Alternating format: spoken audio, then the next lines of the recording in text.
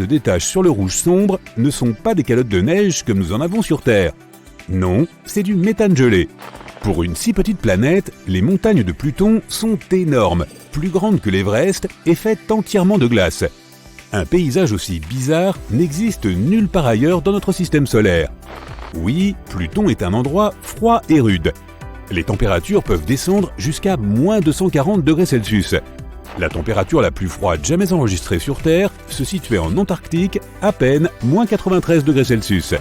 Maintenant, retournons au cœur de Pluton. C'est en fait une vaste plaine couverte de glace de nitrogène. Les scientifiques ont découvert que le cœur de Pluton fait souffler les vents de la planète. Les cratères sont aussi très grands et certains d'entre eux montrent des signes de remplissage et d'érosion. C'est quelque chose qui se produit ici même sur Terre. Lorsque la Terre est usée et façonnée par des forces naturelles comme le vent, l'eau et la glace, c'est l'érosion. Qu'est-ce qui rend tout cela si spécial sur Pluton ? Cela pourrait être la preuve qu'il existe ici une activité de plaques tectoniques. Tu sais, ces grandes plaques de terre qui surfent sur la roche liquide, formant des chaînes de montagnes, séparant les continents et les remettant ensemble. C'est quelque chose que les scientifiques n'ont jusqu'à présent observé que sur la Terre, mais jamais sur une autre planète du système solaire. Si cela se trouve, Pluton ressemble beaucoup plus à notre propre planète qu'on ne croit. Car en plus, il y a de l'eau sur Pluton, un tiers de sa surface pour être précis. Mais bien sûr, ce n'est pas comme l'eau de la Terre. C'est plus comme un liquide rocheux. Miam! Toujours aucun signe de vie là-bas, du moins pas pour l'instant. Il a fallu beaucoup de temps pour obtenir le peu d'informations que nous avons sur Pluton. Elle a été découverte pour la première fois il y a presque 100 ans et était considérée comme la 9e planète en partant du Soleil. C'est en 2006 que sa carte de membre officiel du Club des planètes a été révoquée. Pauvre Pluton! Elle a été surnommée la plus grosse planète naine de la ceinture de Kuiper, une région située à l'extérieur de notre système solaire, remplie d'autres planètes naines et de corps glacés qui tournent autour du Soleil. Quelques mois auparavant, ils avaient lancé la mission New Horizons. Il s'agit de la première sonde spatiale que les chercheurs ont envoyée vers Pluton en 2006. Filant à plus de 56 000 km/h, soit 45 fois la vitesse du son, il a tout de même fallu à la sonde près d'une décennie pour atteindre sa destination. C'est pour dire à quel point la petite planète est éloignée. En fait, Pluton se trouve à près de 40 fois la distance entre la Terre et le Soleil. Si tu étais là en train de regarder le ciel, tu verrais le Soleil comme un minuscule point, comme n'importe quelle autre étoile dans le ciel. Lorsque New Horizons a finalement atteint Pluton en 2015, il s'est suffisamment rapproché pour prendre d'incroyables photos de la surface. Elle a également recueilli des données et des observations importantes comme ces étranges taches rouges et cette région en forme de cœur. Mais Pluton nous semble encore plus étrange, surtout son orbite. La plupart des autres planètes tournent autour du Soleil en formant des cercles presque parfaits, le Soleil étant proche du centre. Or, le Soleil est loin d'être au centre de l'orbite de Pluton, et l'orbite est tellement étirée que Pluton croise plusieurs fois la route de Neptune et se rapproche plus du Soleil que la géante gazeuse bleue. Donc, voici l'effet exceptionnel de cette étrange orbite. Pluton a parfois une atmosphère, et parfois non.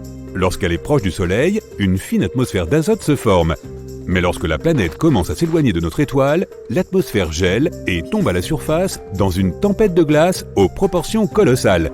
Pluton est probablement beaucoup plus petite que tu ne l'imagines. Si tu la mets sur une carte de la Terre, elle ne s'étendrait que sur la moitié du territoire américain. Pourtant, cette petite planète possède 5 lunes qui tournent autour d'elle. Et la vie sur Pluton serait une année sans fin pour nous, les humains. Imagine, pas d'anniversaire pendant toute ta vie. Depuis sa découverte en 1930, nous ne l'avons toujours pas vu faire un tour complet autour du Soleil. Une année sur Pluton correspond à 248 années terrestres, et nous le verrons enfin le 23 mars 2178. Note-le dans ton calendrier. Depuis que Pluton a été exclu du club des planètes officielles, Neptune est devenue la dernière de la file.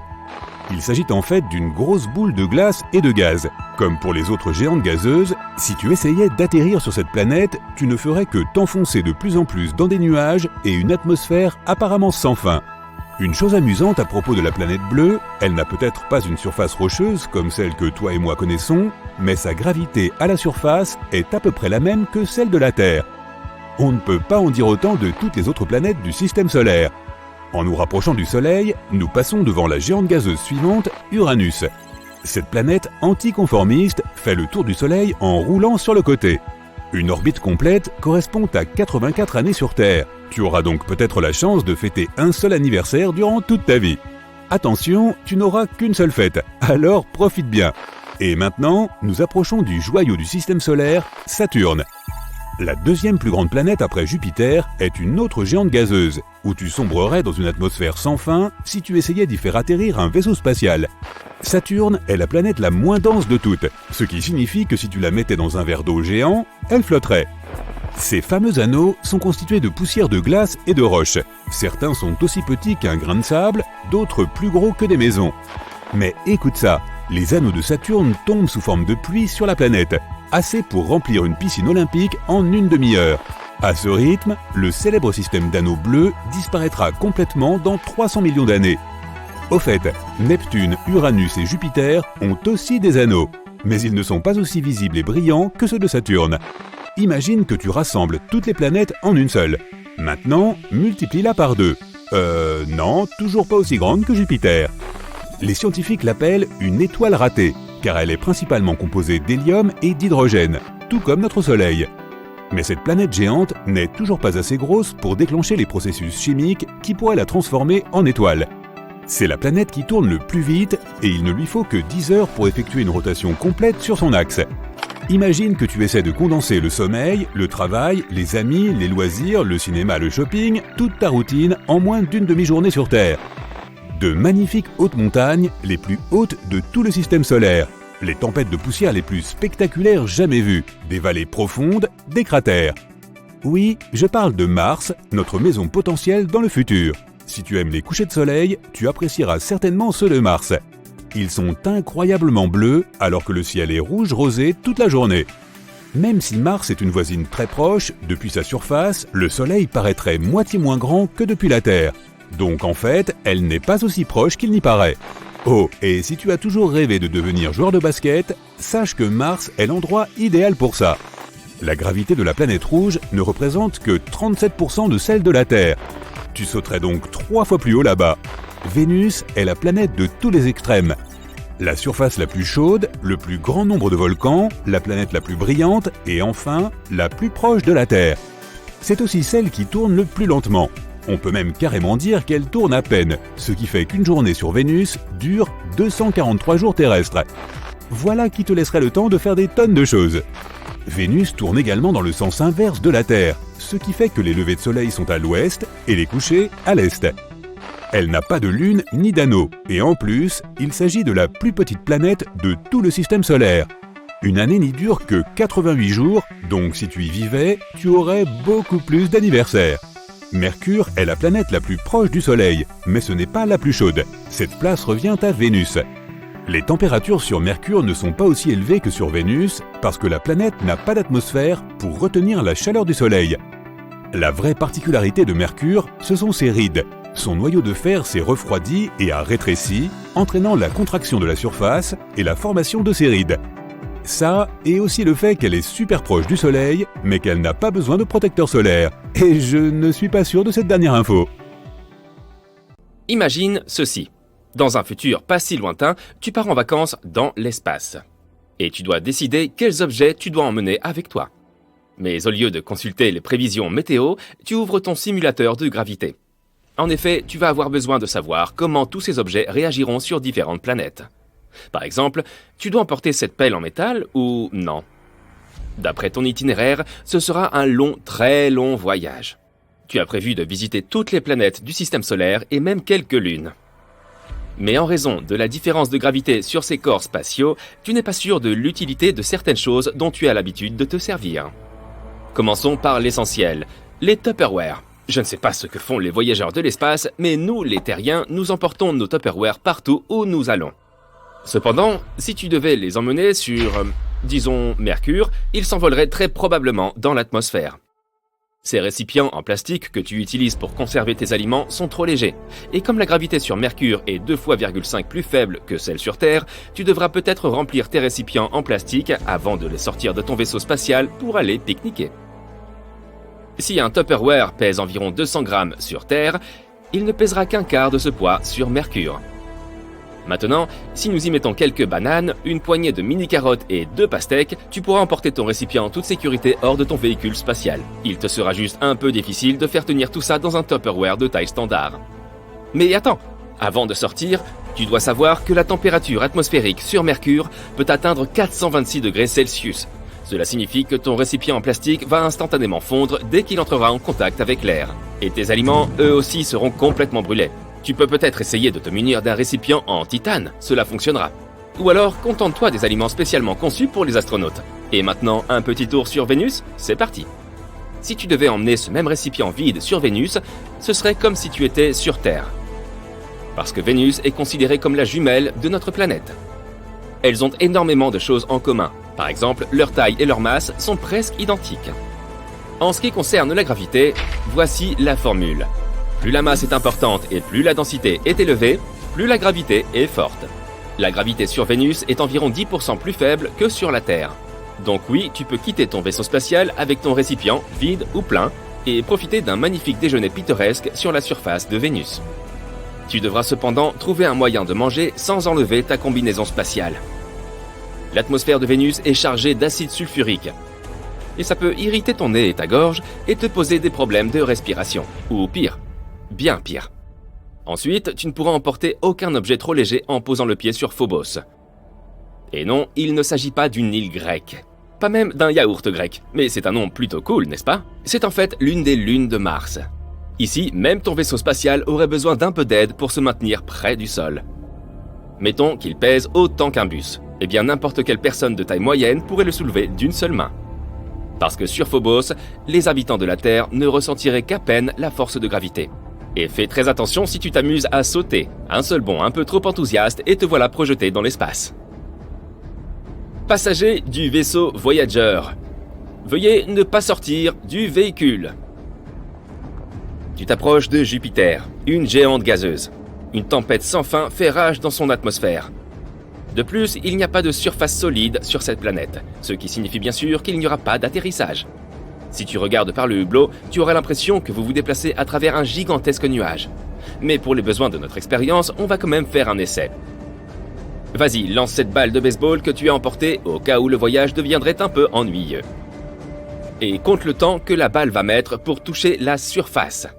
Si sur Terre, ta balle tomberait à une vitesse de 9806 mètres par seconde, sur Jupiter, la même balle toucherait le sol à une vitesse 2,5 fois supérieure. C'est parce que Jupiter est plus de 10 fois plus grande que la Terre et environ 300 fois plus lourde que notre belle planète bleue. Maintenant, si tu déplaces ton vaisseau spatial juste un peu sur le côté, vers l'une des lunes de Jupiter, Europe, la situation sera complètement différente. Si tu lances ta balle de baseball en l'air sur Europe, tu ne la reverras plus jamais. La gravité y est presque inexistante, ce qui signifie que non seulement ta balle de baseball s'envolerait instantanément, mais tu connaîtrais toi-même un sort similaire. D'un autre côté, si tu te décides quand même à t'aventurer hors de ton vaisseau spatial pour explorer le champ gravitationnel d'Europe, pourquoi ne pas essayer de soulever le véhicule spatial lui-même? Sur cette lune, un terrien ordinaire peut facilement soulever jusqu'à 450 kg, ce qui équivaut à un élan mâle adulte de taille normale. Ou tu peux soulever une formation pyramidale de 9 personnes de la même taille. À toi de choisir. Lorsque tu t'approches de Saturne, fais bien attention. Même si de loin, ses anneaux ont l'air tout à fait lisses et d'une seule pièce, de près tu remarqueras qu'ils sont en réalité faits de fragments de glace et de roches qui flottent dans l'espace. Tu ne voudrais pas abîmer ton joli vaisseau, n'est-ce pas? Il n'y a pas non plus de surface solide sur Saturne, ce qui rend là aussi l'atterrissage impossible, et l'atmosphère est pleine d'ammoniac. N'oublie pas que c'est un environnement plutôt inhospitalier pour un humain. À l'intérieur de ton vaisseau spatial, tu trouves une collection de livres de science-fiction. Assez pour remplir une étagère entière. Ensemble, ils doivent peser environ 180 kg. Oui, ça fait beaucoup de livres. Et comme si tu étais doté de super pouvoirs, tu essaies de soulever la moitié de ce poids d'une seule main. Mais devine quoi? Tu échoues. Parce que la gravité de Saturne est trop semblable à celle de la Terre. Au cas où toutes ces histoires de gravité t'auraient un peu embrouillé l'esprit, lorsque nous parlons de gravité, nous nous référons à la force avec laquelle une planète, ou tout autre corps spatial, attire les objets vers son centre. Donc, si tu as besoin d'un peu d'aide pour organiser ta collection de science-fiction par ordre alphabétique, demande à l'équipage de déplacer le vaisseau vers un corps spatial voisin dont la force gravitationnelle est plus faible. Comme Pluton, par exemple. Aujourd'hui, elle n'est plus considérée comme une planète. Juste une planète naine et l'un des corps spatiaux les plus éloignés du Soleil. Tu auras besoin d'une combinaison spatiale extra chaude pour y aller. Pluton est glacé et sa surface est minuscule. Elle est plus petite que notre chère Lune. Mais c'est un endroit idéal pour tester ta force. Si sur Terre, il est pratiquement impossible pour une personne normale de soulever un éléphant, sur Pluton, tu pourras soulever un éléphanto pesant environ 120 kg. Et même un éléphant de taille moyenne qui peut peser jusqu'à 900 kg. Sur le chemin du retour vers la Terre, tu t'arrêtes un moment sur Uranus. La planète la plus froide de notre système solaire a une température moyenne d'environ moins 212 degrés Celsius. Donc, si tu tentes de sortir de ton vaisseau spatial, tu gèleras avant même d'avoir fait un seul pas. Bien que la gravité sur Uranus soit assez similaire à celle de la Terre, il y a une chose qui est très différente. Le temps. Une escapade de 2 semaines sur Terre se transforme en vacances de 3 ans sur Uranus. Si tu en as marre des planètes froides, tu peux retourner voyager sur des planètes plus chaudes. Oui, Mars est sans doute plus chaude qu'Uranus. Mais sa température moyenne est quand même d'environ moins 62 degrés Celsius. Sur Terre, nous n'avons des températures aussi basses qu'au pôle Sud pendant l'hiver. Lorsque tu atterriras sur Mars, tu commenceras à te sentir à la fois léger et fort. La gravité de Mars est environ 2,5 fois plus faible que celle de la Terre. En d'autres termes, tu parviendras probablement à soulever ton propre poids sans aucune difficulté. Alors, toi qui as toujours voulu réussir à faire le poirier, tu as enfin trouvé l'endroit où réaliser ton rêve. Tu as accepté une offre pour participer à un programme expérimental qui vous emmènera, tes collègues et toi, sur différentes planètes du système solaire, afin de voir comment les humains peuvent y vivre. En tant que volontaire, tu as consacré ta vie entière à cette étude. Tu as 25 ans et ta destination est Mercure. Ton collègue Ryan a 45 ans. Il sera basé sur Pluton. Nora, 18 ans, ira sur Jupiter. Jeff, 65 ans, ira sur Mars. Et Viviane, qui a aussi 25 ans, ira sur Neptune. Chacun d'entre vous aura un composé chimique unique pour augmenter sa durée de vie avant que vous puissiez vous réunir. Vous êtes tous sur la rampe de lancement et prêts à décoller. Chacun d'entre vous s'assoit dans le cockpit de son vaisseau spatial et celui-ci s'envole directement vers sa planète d'affectation. Même si Mercure est la planète la plus proche du Soleil, ce n'est pas la plus chaude. Cet honneur revient à Vénus. Mais c'est la planète la plus rapide à tourner autour du Soleil. Sur Terre, une année est composée de 365 jours, tandis que sur Mercure, tu ne devras attendre qu'environ 3 mois pour fêter la nouvelle année. 88 jours pour être exact. Ta notion du temps va changer radicalement. Selon une partie de la théorie de la relativité d'Einstein, le temps peut être affecté par l'accélération et ne s'écoule pas de façon régulière. Il se déplace plus lentement pour les objets qui sont en mouvement que pour un observateur immobile. Il est également affecté par l'attraction gravitationnelle. Plus tu es proche d'une grande masse avec une forte gravité, plus le temps sera lent. Les gens ne peuvent pas percevoir ce phénomène. Les scientifiques ont estimé que la différence est d'environ 90 milliardièmes de seconde sur 79 ans. Mais sur différentes planètes avec une masse gravitationnelle différente, les différences pourraient être visibles. L'astronaute Scott Kelly est parti dans l'espace tandis que son frère jumeau, qui a 6 secondes de plus que lui, est resté sur Terre. Lorsque Scott est revenu, l'écart était passé à 6 secondes et 5 millisecondes. Tu arrives dans ton dortoir et déballes tes affaires. Dehors, tu vois un terrain vague et la température est supérieure à 430 degrés Celsius. Mais la nuit, la température tombe à moins 180 degrés Celsius. C'est parce que Mercure n'a pas d'atmosphère pour piéger la chaleur et garder la planète aussi chaude qu'un désert. Le champ magnétique est alimenté par des vents solaires provenant du Soleil qui créent de fortes tornades avec du plasma chaud. Après t'être installé et avoir placé tous tes fabuleux livres de science-fiction sur l'étagère, le sol tremble et des objets se renversent. La surface de Mercure a des plaques tectoniques actives qui provoquent des séismes fréquents. C'est juste le genre de choses auxquelles tu devras t'habituer. Tu t'apprêtes à passer un appel vidéo avec le reste de tes collègues pour un rapide débriefing. Ryan est sur Pluton, à des milliards de kilomètres de toi, et il a la pire réception. Pluton est considéré comme une planète naine et l'un des endroits les plus froids de notre système solaire, avec des températures atteignant moins de 140 degrés Celsius, si bien que le pauvre Ryan ne quitte pas vraiment son dortoir. Il prend sa webcam et te montre à toi et à tous les autres ce qu'il y a derrière sa fenêtre. On voit des montagnes de plus de 3000 mètres recouvertes de glace de méthane.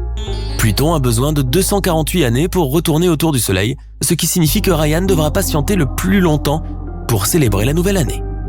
Aucun humain ne peut vivre autant de temps sur Terre, mais les améliorations chimiques rendent cela possible. compter d'aujourd'hui, Ryan devra attendre 90 520 jours terrestres pour le nouvel an. Avec la gravité, il pourrait vieillir beaucoup plus lentement que n'importe qui sur Terre. Après avoir fait visiter les lieux à tout le monde, la plus jeune de l'expérience, Nora, fait un vlog sur sa nouvelle installation sur la plus grosse planète du système solaire, Jupiter. Jupiter est si énorme que plus de 1300 terres pourraient tenir à l'intérieur. Comme 1300 raisins dans un ballon de basket. Mais malgré sa taille colossale, la planète effectue une rotation autour de son axe en seulement 10 heures. Donc une journée y est beaucoup plus courte que sur Terre. Elle te fait visiter son dortoir qui ressemble à un terrain de jeu amusant rempli de divertissements. L'ensemble du complexe est assez solide pour résister aux vents extrêmes qui peuvent atteindre plus de 540 km/h. Les personnes en charge de l'expérience ont été assez sensées pour ne pas placer le complexe dans la Grande Tache Rouge, une zone où sévit une tempête de type ouragan qui dure depuis plus de 300 ans. Et cette tache fait 2 fois la taille de la Terre.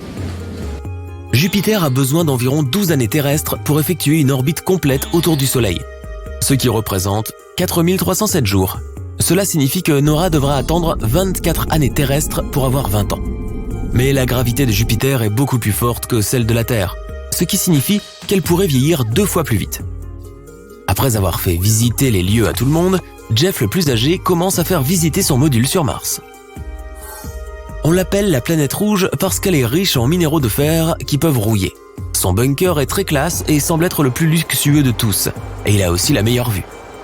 On peut voir la plus haute montagne de tout le système solaire, environ 3 fois plus haute que le mont Everest. Le mont Olympus est aussi un volcan, comme si être la plus haute montagne n'était pas déjà quelque chose d'extraordinaire. Mars a besoin de 687 jours pour faire le tour du Soleil, ce qui représente un peu moins de 2 années terrestres. Ce n'est peut-être pas la plus rapide du système solaire, mais elle n'est pas aussi lente que Pluton. Mars a aussi une force gravitationnelle plus faible que la Terre, mais avec 25 heures par jour, Jeff ne ressent peut-être pas le décalage horaire autant que les autres. Vivian intervient plus tard dans l'appel pour faire visiter son module sur Neptune. Elle a l'habitude de vivre près de collines et de montagnes, de sorte que la planète la plus venteuse de notre système solaire ne lui semble pas si étrangère. Elle a un noyau rocheux comme la Terre et une atmosphère inhabitable. Neptune est bleu à cause de l'absorption de la lumière rouge par le méthane dans l'atmosphère d'hydrogène hélium. Elle montre à tout le monde une vue de sa fenêtre panoramique et on peut voir les 14 lunes de la planète ainsi que quelques formations nuageuses. Une journée entière sur cette planète ne dure que 16 heures. En revanche, Vivian devra attendre 164 années terrestres pour que Neptune fasse une orbite complète autour du Soleil, ce qui représente 59 860 jours terrestres, soit au-delà de toute durée de vie ordinaire pour les humains sur Terre. Mais une tortue géante pourrait s'en accommoder.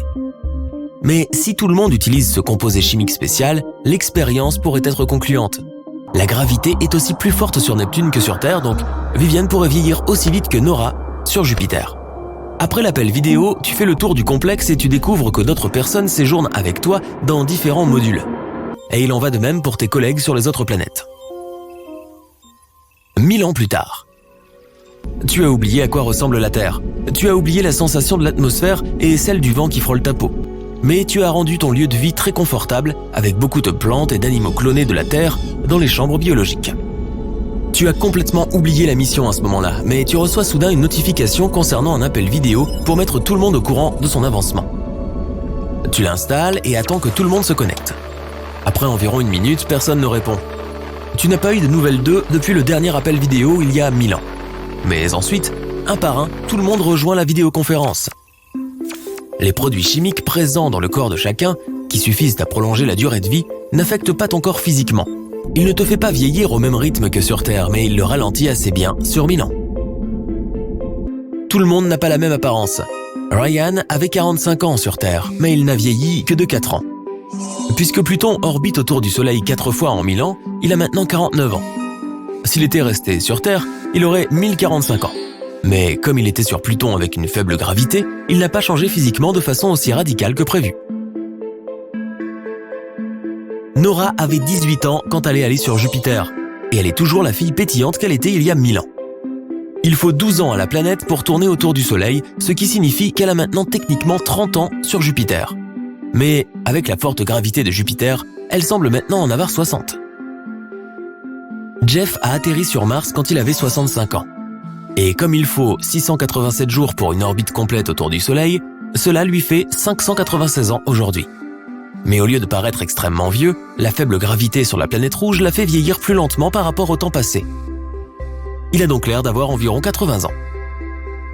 Après avoir atterri sur Neptune, Viviane, qui avait ton âge, n'a que 31 ans sur la planète bleue. Il faut à cette dernière 164 ans pour faire une rotation complète, ce qui la rend assez âgée. Et avec la gravité de Neptune aussi forte que celle de Jupiter, elle a fait un bond en âge et semble avoir dans les 70 ans. Tu révèles que tu as 4147 ans sur Mercure. Comme il ne faut que 88 jours à la planète pour tourner autour du Soleil, tu es maintenant techniquement le plus âgé de tous. Mais la faible gravité de Mercure te donne l'air d'avoir une quarantaine d'années.